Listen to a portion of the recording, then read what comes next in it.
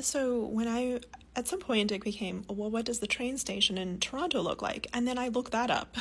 And then I actually see a picture of it. I see some pictures of it, right? I locate it on the map. And when I see the picture of the Union train station, I was like, hey, that actually is architecturally quite visually stunning in a way, like interesting. And I was like, oh, so that's where the train arrives to.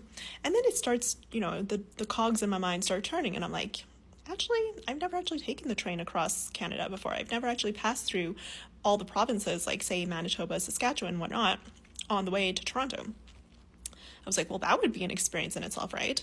Not just taking the plane, but taking the train. And I would arrive at the Toronto Union Station, which in itself looks quite, the architecture would be interesting. I was like, oh, okay, I wouldn't mind arriving there and being like in that, just just something about it would be of interest in that sense. So, how suddenly I just went from, why would I go to Toronto? I have no reason to go there. I'm not even I just see it as a concrete jungle. That's a place I've bypassed in the past. So suddenly now it's becoming something of curiosity. It's coming almost like, suddenly I'm almost creating these points, like these reference points where the journey is becoming more interesting. Suddenly it's like, oh, there's a train, and that would be a journey in itself. That would be an experience. Oh, the Union train station in Toronto that I would arrive at. That would be something to go visit, see in person, I guess. At least that would be something, that would make the trip have some kind of a point, I guess. And then also, because I located the point of where Union Station was on the map of Toronto, I was like, oh, it's by like some kind of a waterway, right? The waterfront area. Now, I wasn't really familiar with Toronto at that time, so I really was just thinking this is not a place that I'm interested in. But then suddenly I'm like, well, I guess, if it's just, the train station is just there.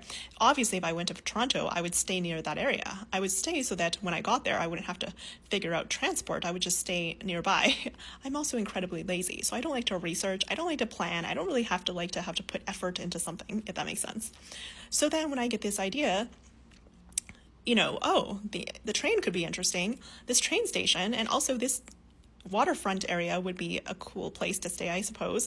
And, it would be just walking distance from the train. So suddenly I'm mapping in my mind, almost as if this journey is unfolding in my mind, even though I haven't really actually made the decision, okay, I'm going to Toronto. It's like starting to unfold. So suddenly, this game of warmer or cooler is making this trip feel closer to home, if that makes sense. It's like I'm filling in the gaps between the idea, go to Toronto, and the actual physical getting on a train and going to Toronto, right? It's suddenly becoming more familiar by way of this game, warmer or cooler.